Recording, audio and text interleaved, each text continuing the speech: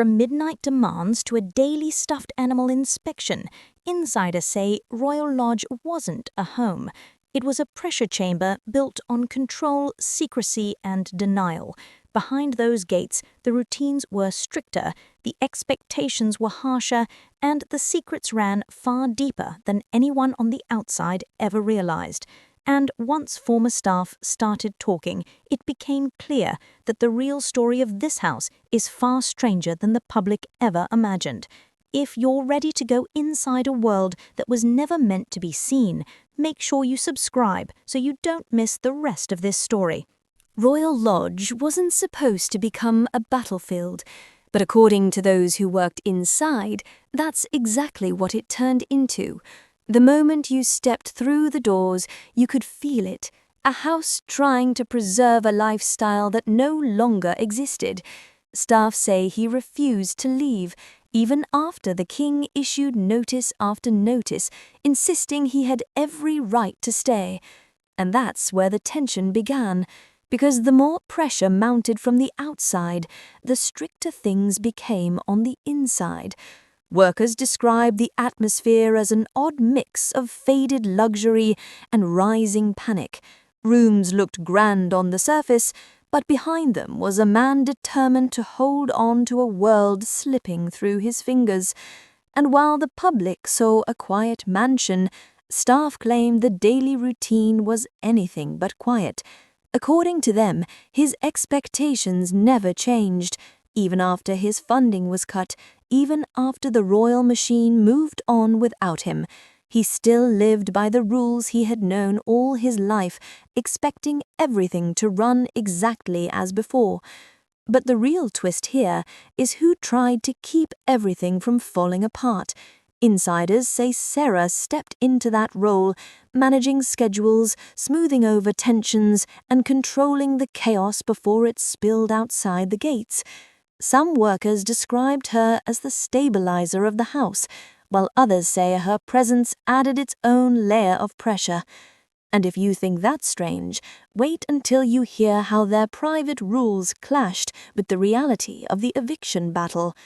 Because behind that polished exterior was a secret rhythm, a household operating as if nothing had changed, even when everything had. And what staff began to notice was unsettling. The more uncertain things became with the king, the more intense the expectations became inside the lodge. But this was just the surface. The real pressure, the shouting, the rituals, the rules that staff say push them to the edge, didn't become obvious until you heard what they endured behind closed doors. The deeper you go into staff accounts, the more the picture changes. What looked like a quiet royal estate from the outside was, according to those who worked there, a place where one wrong move could set off an entire chain reaction.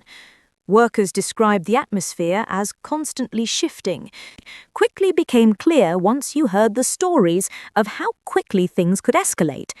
Some former staff say he wasn't just demanding, he expected absolute precision. A cup placed a few inches off, a door left slightly ajar, or a meal arriving a moment too early. Any tiny misstep, they say, could spark a sharp outburst.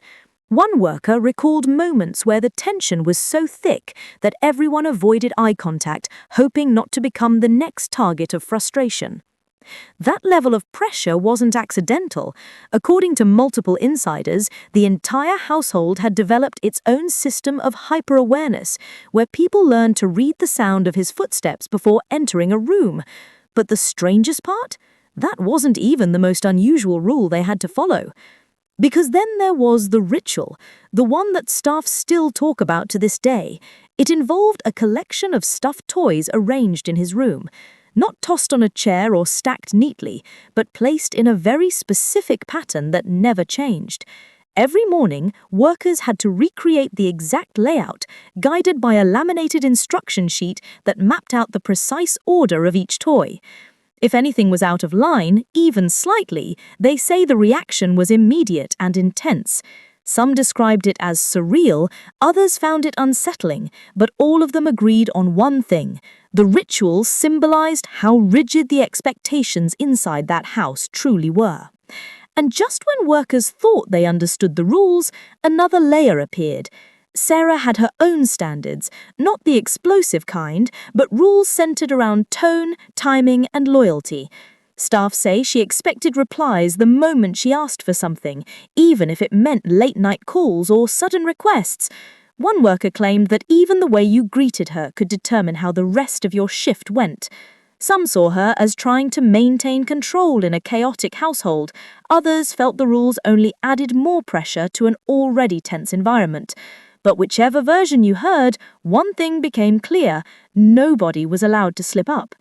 For staff, the hardest part wasn't the work, it was the constant feeling of being watched, judged, or corrected.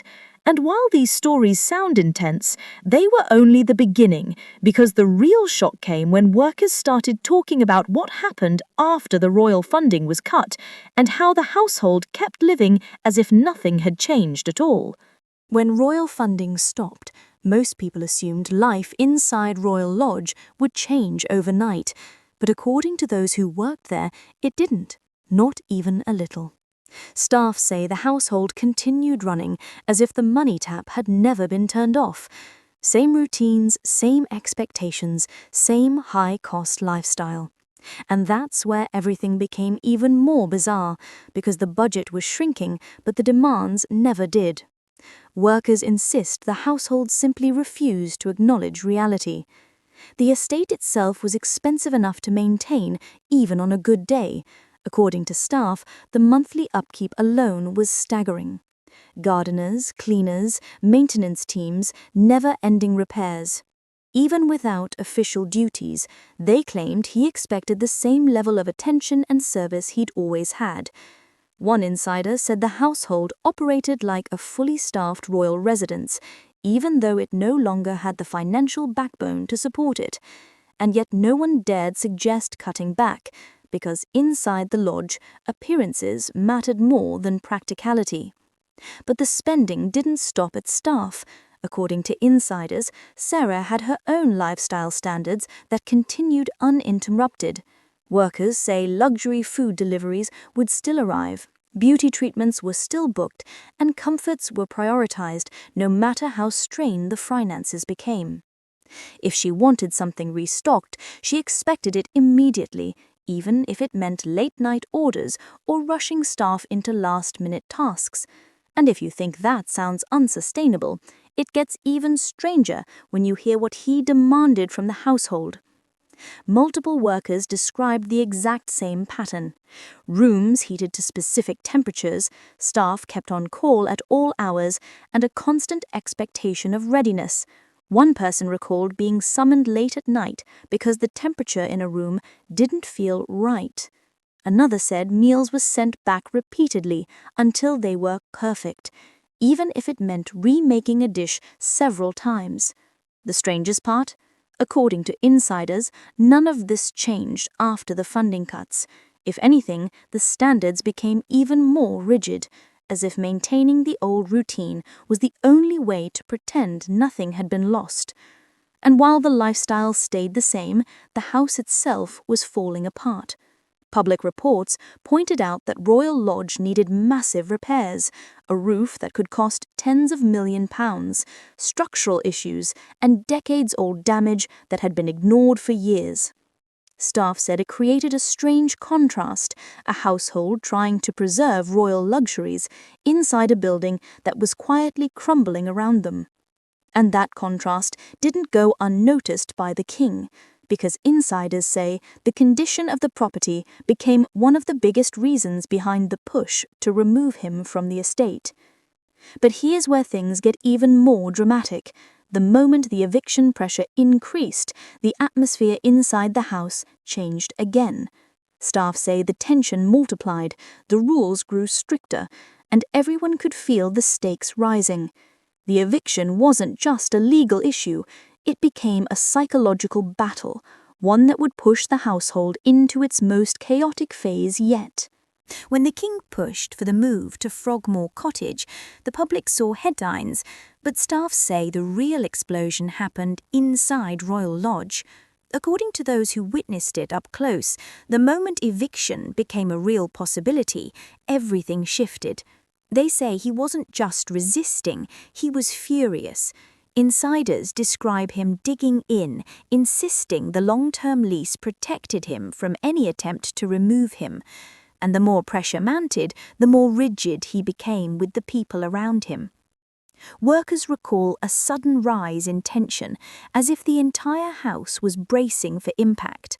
Some say he became noticeably more irritable, snapping at small mistakes and questioning the loyalty of people who had served him for years. One staff member described it as walking into a storm every day, never knowing what might trigger another burst of frustration. And while the public thought it was just a legal disagreement, those inside the house knew the emotional fallout was far bigger than anyone imagined. But the conflict wasn't just his reaction. Insiders say Sarah played a major role behind the scenes. According to staff, she became his strategist, encouraging him to stand firm and promising that the king wouldn't dare force them out. Workers claim she helped shape the response, reinforcing the idea that the household needed to present strength, not surrender. And that's when staff say her own rules tightened. Quicker responses, stricter routines, and even more pressure to keep the house running at full capacity despite the chaos. But the pressure inside the house wasn't just about work. There were emotional undercurrents too. Insiders claim he grew increasingly suspicious, worrying about betrayals, leaks, or staff talking to outsiders. Some say the atmosphere became so tense that workers started whispering in hallways, afraid of being overheard. And the closer the eviction deadline came, the stranger the behavior reportedly became. Once former staff began sharing what they experienced, the picture of Royal Lodge shifted from tense to downright unsettling. The public had heard rumours before, but insiders say those rumours barely scratched the surface. Workers described expectations that felt pulled directly out of another century, rules that didn't just demand respect, but obedience. According to them, he wanted the household to operate as though he still lived in a world of full royal authority, even though that chapter had already closed, and that expectation set the tone for everything that followed. Some staff revealed moments that felt almost theatrical in their intensity. They said he dictated how curtains were supposed to drape, not just closed or open, but positioned at specific angles depending on the time of day. Lamps had to shine at certain heights, producing the exact amount of light he preferred. Even the sound of footsteps in the hallway mattered. Workers were expected to respond quickly, as if trained to anticipate his every move. One insider said the house felt like a stage set for someone who refused to accept the final act had already ended. But those stories weren't the most shocking ones that surfaced. Food protocols were another layer altogether. Staff claimed meals had to be piping hot, not warm, not reheated, but perfect on the first attempt. If something wasn't to his liking, dishes could be sent back multiple times until they reached an exact standard.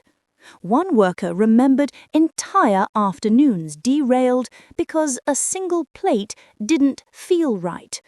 Others said they had to memorize meal timings down to the minute because delays weren't tolerated. And while this level of precision might sound obsessive, insiders say it was just one small part of a home built on strict control. But the emotional toll of working there went deeper than rules and routines. Several workers described feeling trapped in what they called household warfare, caught between him and Sarah during periods of tension. According to these insiders, they were sometimes pressured to take sides or subtly manipulated to support whichever argument was unfolding behind closed doors. One said they often felt like pawns in a struggle they had no part in, expected to show absolute loyalty even when the situation made no sense. And if someone didn't play along, the atmosphere could shift instantly. Even more unsettling were the accusations of staff being spoken down to or treated as though they were working in a bygone era rather than a modern household. Some described moments where they weren't just criticized for mistakes, they were corrected for the tone of their response, the speed at which they moved, or the smallest break in posture. According to those who left, the emotional pressure built up slowly, turning the house into a place where silence felt safer than honesty. But as more insiders began sharing their experiences publicly, the real question became, how much of this was only the beginning? Because every new story hints at something deeper, patterns of behavior that staff say stretched far beyond simple rules. And the more people come forward, the clearer it becomes that Royal Lodge wasn't just a mansion under stress, it was a world desperately clinging to an identity it could no longer sustain. Everything ties together: the control, the secrecy, the denial, and the question everyone is now asking: how long can a house built on old rules survive in a world that has already moved on? If you want to go even deeper into stories like this, make sure you subscribe. There's a lot more happening behind the scenes, and you won't want to miss what comes next.